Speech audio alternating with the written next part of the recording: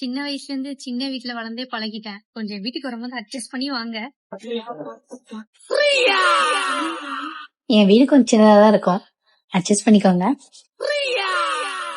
And இதுதான் ப்ரூனோட room. யாரடி Bruno? இதான் Bruno. இதுதான் எங்க அப்பா அம்மா அட்ஜஸ்ட் பண்ணி தங்குற ரூம். இது வந்து என்னோட ரூம். அண்ட் சப்போஸ் உங்களை மாதிரி கெஸ்ட் எல்லாம் வந்தாங்கன்னா தங்குறதுக்கு ஒரு சின்ன ரூம். சோ இதான் B1. B1னா பால்கனி நம்பர் 1. இது வந்து B2D. சோ இதான் B2.